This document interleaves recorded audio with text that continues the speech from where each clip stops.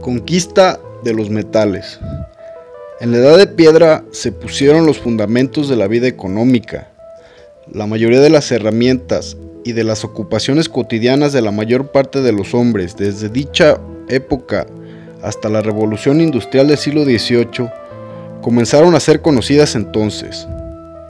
La Edad de Piedra fue sustituida gradualmente por otra cultura basada en el aprovechamiento de los metales, pero esta última progresó lentamente y durante un considerable periodo. Siguió la línea de desenvolvimiento ya iniciada cuando el hombre solo tenía a su disposición la piedra y el hueso. El triunfo del hombre sobre los secretos de los minerales y de los metales acompañó a la que suele designarse como el alba de la historia. El dominio del arte de escribir procedió casi parcialmente al descubrimiento de la fundición de los minerales y de la fabricación de herramientas y armas de metal. La aparición de documentos escritos es usualmente considerada como la señal característica de los tiempos históricos. El primer metal empleado por el hombre fue el cobre, cuyo uso comenzó en Egipto poco después del año 4000 a.C.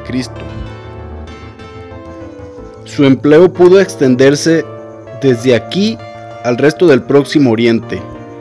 La verdadera cultura del bronce parece que comenzó en las islas del Egeo, antes de la mitad del tercer milenio antes de Cristo.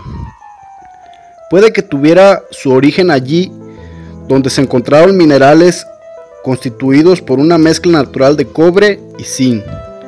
Cierto que con el tiempo la cultura del bronce se basó principalmente en la mezcla artificial del cobre y del zinc por los fundidores y herreros. Zinc era el más raro de estos minerales.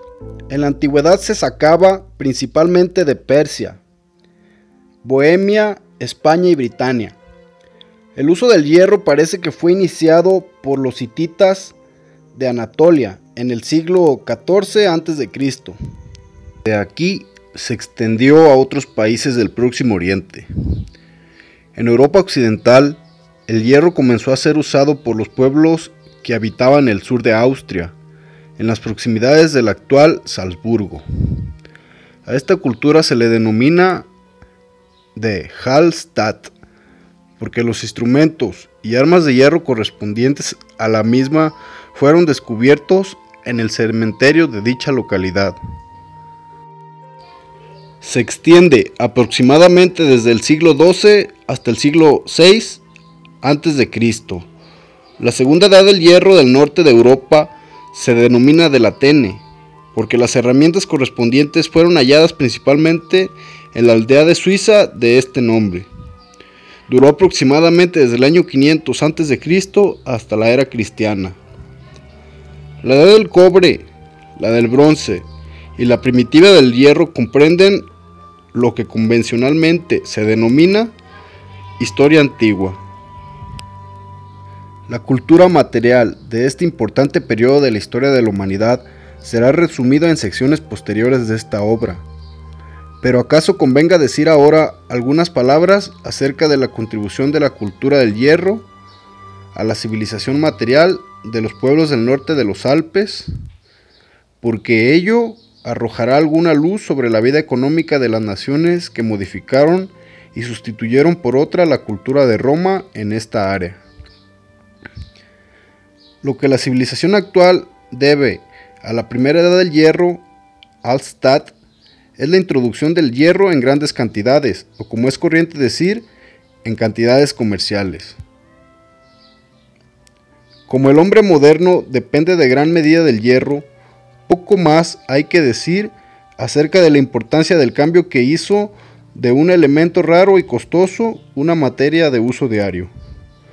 Por lo que se refiere a otros aspectos, la cultura de Hallstatt continuó las tradiciones de la Edad del Bronce. La deuda contraída por la civilización con la cultura del Atene es todavía mayor. En este periodo el uso del bronce desapareció casi por completo. Se comenzó a usar la rueda para fabricar cerámica y el molino giratorio movido a mano para moler el grano, Los antiguos arados de madera fueron sustituidos por otros recubiertos de placas de hierro. El número, tipos y excelencia de las herramientas aumentó considerablemente.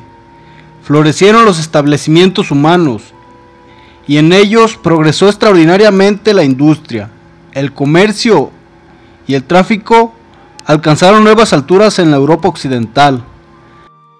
A transformar la vieja economía del trueque y el lenguaje escrito hizo su aparición. Cambios importantes tuvieron lugar en la cultura de Europa durante la época del Atene. Hasta este periodo, el tráfico había sido llevado a cabo mediante el intercambio de productos, pero entonces los galos, que lo habían aprendido de los griegos, comenzaron a emplear su propia moneda rudimentaria. La introducción de la moneda metálica debió ser de gran importancia para el tráfico relativamente extenso del periodo al que nos venimos refiriendo. Por primera vez en Europa occidental, vehículos de ruedas de varias clases comenzaron a ser un factor importante del transporte y fueron empleados en la guerra, carros pequeños y ligeros. Mientras los pueblos mediterráneos construían edificios de piedra, imponentes y a veces magníficos, nuestros antepasados del norte de Europa comenzaron a construir pequeñas casas de madera, tal vez porque esta materia era allí muy abundante. En el periodo de Hallstatt, los tipos de construcción de la edad anterior no sufrieron ningún cambio radical. Cabañas rudimentarias y habitaciones en forma de pozo todavía servían de alojamiento a las gentes más pobres, pero también se construyeron edificios no muy desemejantes de nuestras actuales granjas. Eran cosa corriente los maderos unidos, las paredes cubiertas de arcilla y las murallas de tablas. Numerosas aldeas agrícolas, muy parecidas a las actuales, estaban rodeadas de una empalizada de madera o una cerca de piedra que servía de protección a la agrupación de cabañas y de corral al ganado. Las ciudades amuralladas, oppida, fueron comunes en la Galia durante la época del Atene. La introducción del hierro fue también de capital importancia para otras actividades menos pacíficas. El más duro de los metales fue una fuerza revolucionaria en la historia militar y por tanto en la historia política. Los hititas, los asirios y otros pueblos guerreros debieron su poder y sus victorias en gran parte a las armas de hierro.